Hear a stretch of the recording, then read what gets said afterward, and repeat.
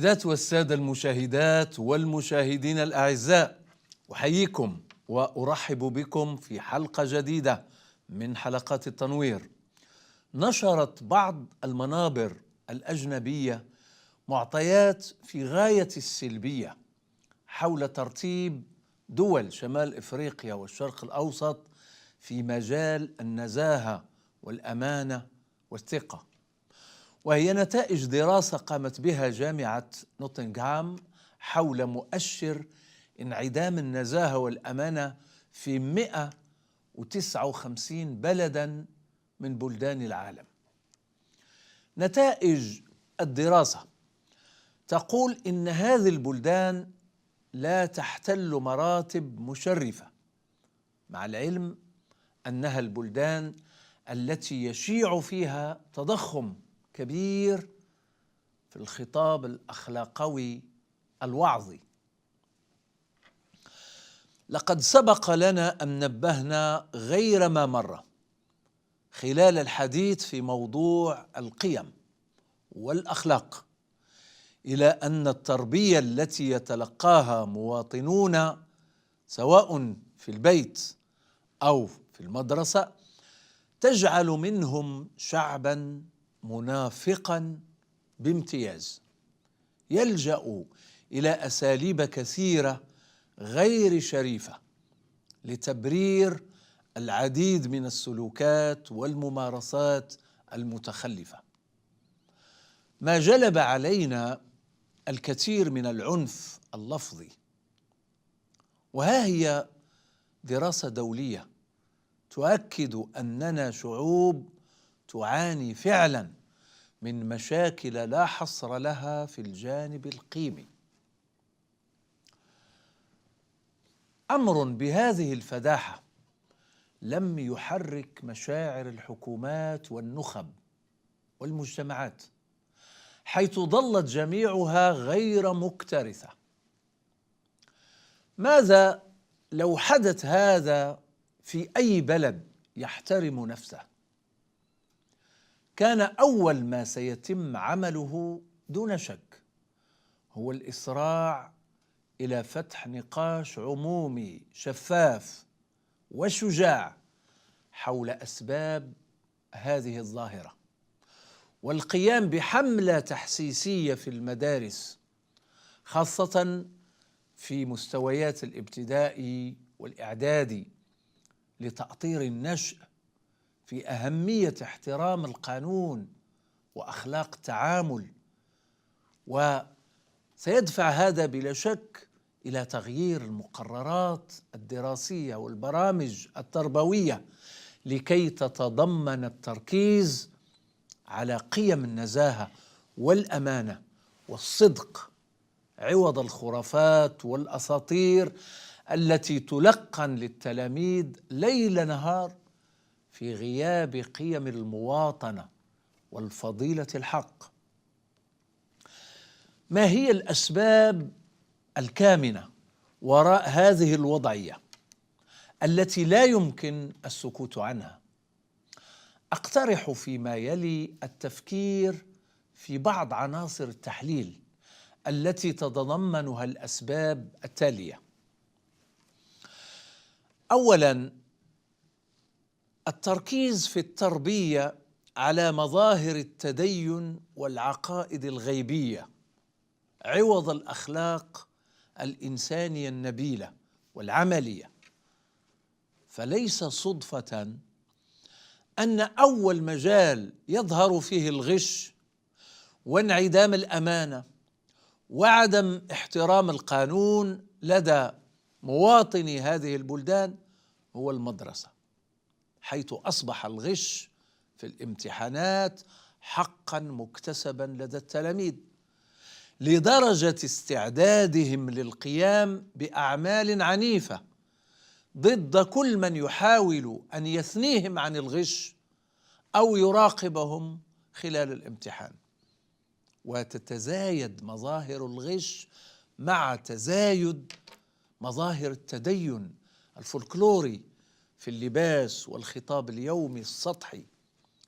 يعني هذا وجود حاجة ماسة لدرس الأخلاق الذي يعلم قيم الفضيلة للنشء منذ نعومة أظافرهم، وهو الدرس الغائب في المدرسة، حيث يعتقد المربون أن درس التربية الدينية يقوم بهذا الدور، لأنهم يخلطون بين الأخلاق والدين، وهو أمر مخالف تماما للواقع ولحاجات المدرسة العصرية. العامل الثاني الذي يساهم في تكريس هذه الوضعية السلبية انعدام الحرية التي ينتج عنها استقلال الفرد في اختياراته وشعوره بالمسؤولية عن أفعاله وأقواله، ما يجعله أكثر صدقا مع ذاته ومع الآخرين. فكلما كان الفرد المواطن أكثر حرية كلما كان أكثر صدقا، حيث يقول ما يفكر فيه وما يفعل. بينما عكس ذلك تماما يشيع النفاق والخداع بسبب الخوف. طبعا في المجتمعات التي تقمع الحريات وتلغي الفرد وتعمل على تذويبه في نمط العلاقات التقليدية السائدة التي تعيش تناقضا وصراعا يوميا بين ما يؤمن به الأفراد وما يعيشونه فعليا.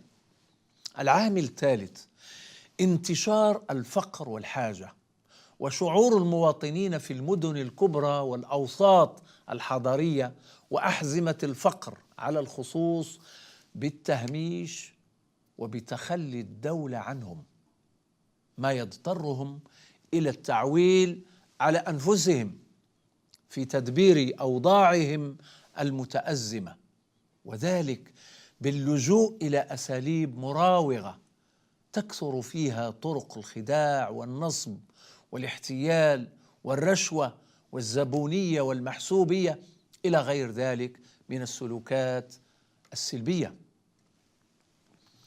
العامل الرابع يتمثل في فساد المؤسسات والمسؤولين الذين ينبغي أن يمثلوا النموذج والقدوة.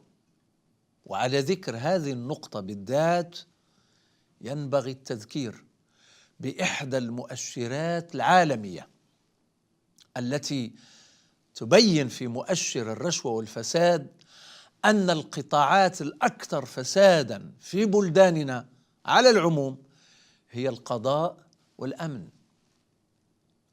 كيف سيكون حال البلد الذي يعتبر فيه هذان القطاعان الحيويان والخطيران هما الأكثر فسادا؟ العامل الخامس انعدام المحاسبة التي أدت إلى ظهور الفساد كمثال للترقي الاجتماعي السهل والسريع. وقد فاقم من هذا الوضع عدم تفعيل مبدأ ربط المسؤولية بالمحاسبة. العامل السادس وجود أزمة كبرى في معنى الوطنية والانتماء، حيث يشعر المواطنون بأن جهودهم العملية تذهب لصالح فئة صغيرة مستفيدة عوض أن تذهب إلى الصالح العام، وهو ما يزحزح ثقة المواطنين في المؤسسات وفي الدولة، ويخلق لديهم ميولا أنانية مفرطة تجعلهم ينكبون على خدمة أغراضهم الخاصة، معتمدين للتغطية على ذلك كل الأساليب المراوغة.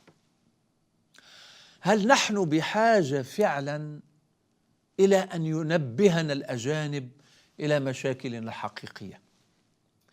أليس من أسباب تفاقم الأزمات عدم إصغائنا إلى بعضنا البعض، وعدم إعطاء الأهمية المطلوبة للفكر النقدي، وتفضيل صرف النظر عن الأعطاب المستقرة في أعماقنا؟ أعتقد أن مثل هذه الدراسات ومثل هذه النتائج المؤسفة هي عامل من العوامل الأساسية التي ينبغي أن تدفع بنا جميعا إلى التفكير في وضعيتنا المتأزمة، وإلى إعلان حال استنفار في مؤسساتنا وفي مجتمعاتنا من أجل تدارك هذه الأعطاب وهذه السلبيات الخطيرة التي تجعل منا مجتمعات يصعب أن تقلع بلدانها ودولها بسبب ما تعاني منه من أزمات قيمية عميقة. إلى اللقاء في حلقة قادمة من حلقات التنوير.